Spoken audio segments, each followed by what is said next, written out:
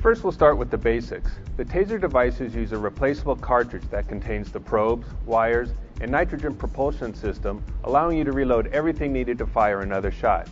And the Taser cartridges are reversible, so they can go in either way. One important word on cartridges: be sure you never place your fingers in front of the cartridge doors. When loading, hold the cartridge by the buttons on the sides. When unloading, do the same. Note, if you are unloading a fresh, unfired cartridge, the release buttons will be much stiffer than after the cartridge has been fired. This is because the wires inside the cartridge hold the cartridge release tabs firmly in place, which helps keep the cartridge locked firmly in place through the firing process. If you have any difficulty in removing the cartridge by simply pressing on the buttons with one hand, try using this two-handed technique. While making sure the safety is in the unarmed position, hold the unit with the cartridge facing in a safe direction. Then, using two hands, press with both thumbs on either side of the release buttons to remove the cartridge. Taser devices also have a powerful backup defense system. If the probes miss the target, they can be used in contact stun mode by touching the front of the device to the intended target and discharging the electric impulses into them. Because the front of the Taser device has live electrodes for this contact stun feature, it is important that you keep your fingers away from the front of the device at all times, whenever the Taser is armed. The Taser systems are not classified as a firearm and can be carried in over 40 states without special permit. Check your state and local laws for details. Even though the Taser devices are designed as safer personal defense alternatives, they are powerful weapons and must be handled cautiously and with respect. For safety purposes, handle the Taser device as you would handle a firearm and follow these basic safety guidelines. Never point the Taser device at anything you don't intend to shoot. Do not power up the Taser device until pointed in a safe direction. This would typically be towards the intended legally justifiable target. Never place your finger in the trigger unless lawful firing is imminent. Do not shine the laser sight into anyone's eyes, including animals. Laser light can cause eye damage if directed into eyes for prolonged periods of time. Avoid aiming the Taser device toward anyone's eyes or face. Probe shot into the eyes can cause serious injuries. Never place your hand in front of the Taser cartridge or cartridge bay, especially when changing the cartridge.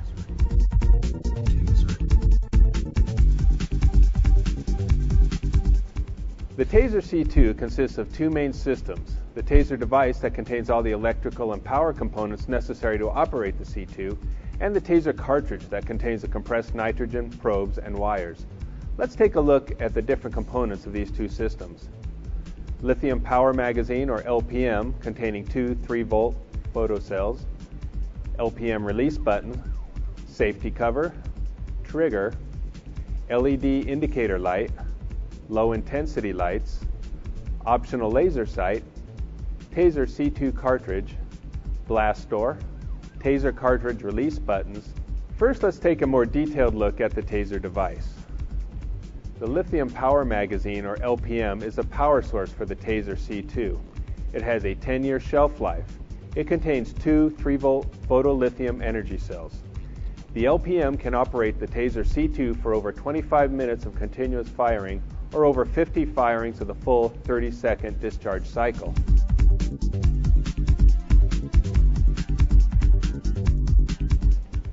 Power down the C2 by placing the safety cover in the closed position. Remove the Taser cartridge if there is one in place. Always make sure your Taser device is not loaded with a cartridge before changing the LPM. Depress the LPM release buttons. Remove the LPM and immediately replace it with a new LPM. At this point, we are going to get ready to activate your C2. Once your Taser C2 is activated, it can emit electrical current discharge, Taser pulses, when you touch the trigger. These pulses will fire a cartridge if one is loaded. Hence, we want to make sure you have unloaded your C2 before attempting activation. Verify that your C2 is unloaded and that the cartridge bay in the front of the device is unloaded. The electrical pulses emitted from the Taser C2 not only fire the cartridges, but they can deliver an electrical stun to anyone who comes in contact with the front of the Taser C2. As a matter of safe practice, make sure you keep your fingers and any other body parts away from the front of the Taser C2 anytime the safety cover is back in the armed position. You can tell that your Taser C2 has not yet been activated because the LED indicator will be red when you pull back the safety slide. Here are what the different LED indicator codes are. Red indicates the Taser C2 is locked and cannot be activated until you complete a background check and enter the activation code.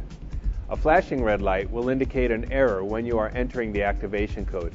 Either you entered the wrong code or you entered a digit greater than 9 in which the system cannot accept. The LED will flash green when you have successfully entered the activation code. It will flash for 30 seconds, during which time you cannot fire the unit. This is a safeguard against accidental activation after you have entered the activation code. Green indicates that your Taser C2 is live, has a fresh lithium power magazine battery system, and is ready to fire. Yellow indicates that your Taser C2 is live, but the lithium power magazine battery system is getting low and needs to be replaced. Your system should still fire, but it would be prudent to replace the LPM battery with a new one as soon as you can. Now you will activate your Taser C2. First, you should locate the serial number on your Taser C2.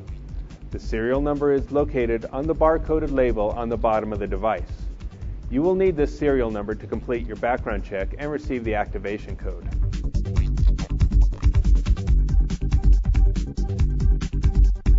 In addition to the serial number of your Taser device, you will need your Social Security number and will need to provide the last 4 digits along with your full name for identification purposes. Go online to taser.com to complete your background check. If you cannot get online, you can call this toll-free number.